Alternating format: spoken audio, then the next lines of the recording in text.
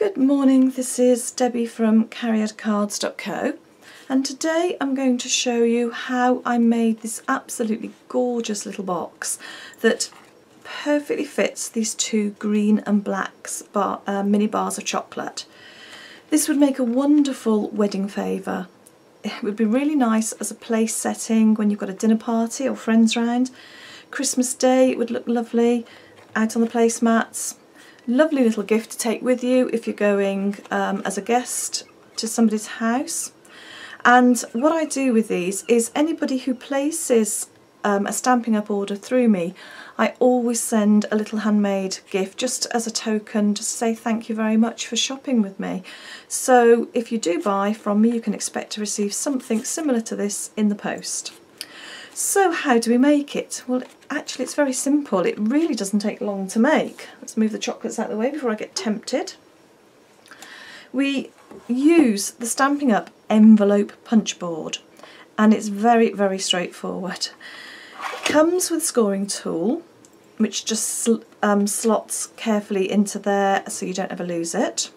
It's got one diagonal scoring line, so that's what we're going to be using to score on. And to make this box, we just want a piece of cardstock that measures 4 7/8 of an inch. So a tiny, tiny piece of cardstock. If you've got lots of 6x6 pieces of card or DSP, you'll get one of these easily out of it and have a bit of card spare just to decorate.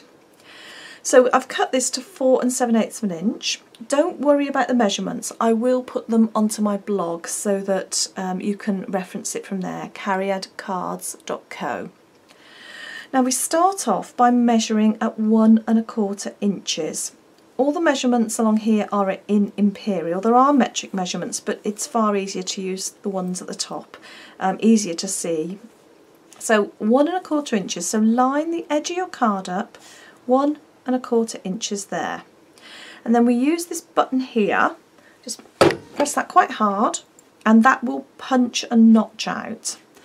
Use my scoring tool and lining it up with this edge here, I'm going to pull it down along this diagonal line to score.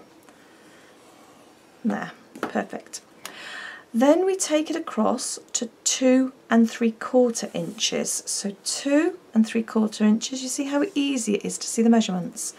Punch again and score. And that's the hardest bit of the measuring done. All we do then is turn it 90 degrees, look for the diagonal line here, that then slots up there. So this notch here will sit perfectly on the diagonal line. Don't worry about measuring anything else. Punch and score. Move that along so that diagonal line sits perfectly. Punch and score, and repeat again. No measuring, just line that up, punch and score, and again punch and score, and for the last time punch and score. That's quite rhythmic, isn't it, once you get started? Punch and score. And that's what we will end up with.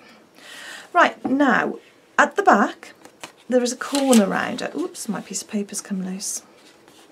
So I'm going to just round the corner. So you just literally pop it into there and punch. So if you don't have a corner rounder, punch. You get one for free on here. How brilliant is that? Okay, and that is all we're going to... Oh no, I've got one more thing to do with that, so I won't put it away permanently. I do need it again in a minute, but I'll show you what I'm going to be doing. Right, I'm going to just fold all of the score lines. It just helps you get a nice shape. You can use your scoring tool if you want. I find I don't actually need to. They're so beautifully scored that it all just works. Right, I'm also going to cut into these tabs just down one side. So if you have a look at the box, there's the bottom, there's the side, there's the side, there's a side and there's a side. Well, these are the notches that are going to fold in and stick just to give it some stability. So we don't want to take them off completely, otherwise you're going to have two cut edges next to each other. So all I'm going to do is just take a pair of scissors and just cut down just to that notch. And you don't have to do this, I just find it just takes a bit of the bulk of the cardboard away. I'm just going to cut a little wedge out. I find it just sits a little bit neater if I do that. So just cut down to that score line there, and if you want to, just take a little wedge out and turn it 180 degrees so you've got the other long side facing you. Take a little wedge out. Okay, and again here. Now the only other bit of scoring I'm going to do is just on the top edge, which I will show you in a moment. Let's get rid of the scissors. Now if you can see, let's put this box together just quickly so you can see what I'm talking about. So that will go in. Now these bits here are going to form this top edge, and you can leave them like that, but if you leave them like that they're just going to sort of sit with the box looking open. So what I've done is I've just scored along there and along there, folded them back so that when they join up they're a little bit tighter and a bit neater. So to do that, all I did was take my envelope punch board, and this is the top edge here. So I scored just along there, which would give me a place to fold it back. So I just, oh goodness me, I really shouldn't have loose paper. Let's get rid of that. Okay, so then that's the top edge. I just eyeballed it so that that was sitting across the diagonal line and just scored it, and did the same in the other direction. You see how non-technical we are? And there. Right, now I have finished with the envelope punch board. I'll put it away. Okay, now I could put that together like that, could leave it like that, but what I'm going to do is just stamp a pattern on it. I just think it just really finished it off. And for that I used the Hopeful Thoughts set and this branch stamp here, and I just used Smoky Slate. So you can coordinate your colours, you can go in opposite colours, you could emboss onto that, so many different techniques you could use, or you could use some DSP, Designer Series paper, so that you don't have to do any stamping. Right, I've got my foam mat, a piece of card just to protect this. Right, and I'm going to ink my stamp up. As ever, I am sitting back and behind this rather than standing up, so I may not get as clear a stamp as I'd like. So think about which part of the box you're going to be looking at. That's the underneath part, that's one of the long sides, and that's the other long side. So I want my branches sort of going up. So I'm just going to place that along there so that when it's put together that branch is up, and it's absolutely fine if it over goes there. Now you can just pick up a little bit, try and change direction so that it doesn't look too even. That's what I find, you tend to get a much better look if you do that. And again, that bit will be showing, these bits won't. So pick a bit of the stamp you want to see. Now turning round again, that's the bottom, that's the other side, that's the top, so looking up. So that's going to determine the angle that I put my stamp.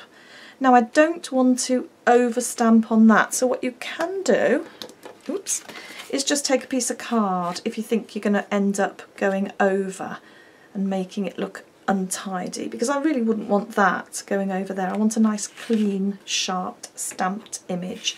And again, I'll pop a little bit along there, and then I've just got the other edge of the box, so I'll just put a little bit onto there. Right, now we can start to assemble the box, and that will literally take a few minutes. I'm going to use just some paper glue that I know will stick it together very firmly. So I'm going to glue that onto the long side. I'm just going to do one side at a time, just so I can get time to make sure that it does stick. You could use You can use snail, that will stick it. It may not be as strong.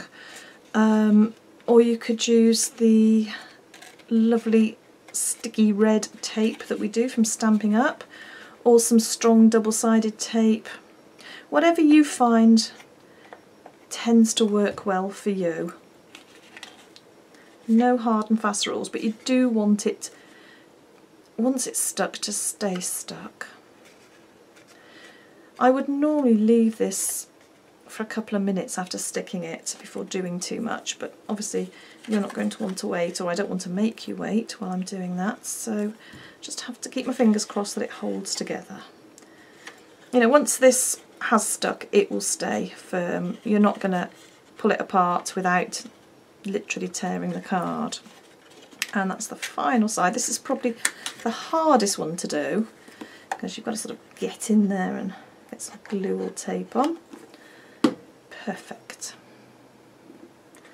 Okay. You can see how easy this box is to make. Okay, so we're nearly there. I can pop my 2 chocolates in. I think these are just beautiful gifts. You can buy them in packs of 6. I think you can buy them in larger packs as well. And then pop the 2 edges down. Remember, I put those score lines in there so I could fold that back.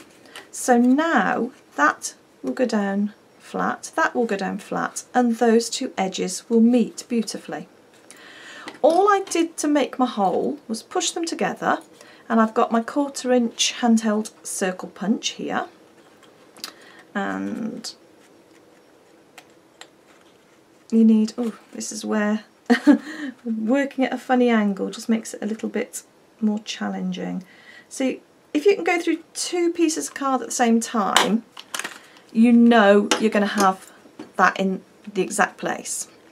Right, you can just pop a ribbon on now, or I just made a little gift tag. That was from the Apothecary art set. And I've just taken the circular part out of the centre, so for you. And to cut it out, I took my Curvy Keepsake, ooh, dropping them all over the floor, Curvy Keepsake dies, which come with 3 little gift tags. One of them's on the floor, a square one, a circle one, and an oval one, and that fits perfectly over here. So I just literally die cut that, and I've got a perfect little for you tag. You could put your own message on. Right, I am just going to thread this through. I am not the world's best bow tire, as you will know if you've watched my other videos, so please wish me luck. I usually have, I don't know, about 2 or 3 goes before I get one I'm happy with. There definitely is a knack to tying bows, and it's something that maybe I should set myself as a challenge to do. And I always mean to practice it, but never seem to find the time. Okay, well, that will do. I'll get my little snippers and just cut that at an angle and cut that at an angle. And there you have it. Literally, I've obviously taken longer. I've been chatting and going slowly and showing you. In 5 minutes, no more, you can have that box made.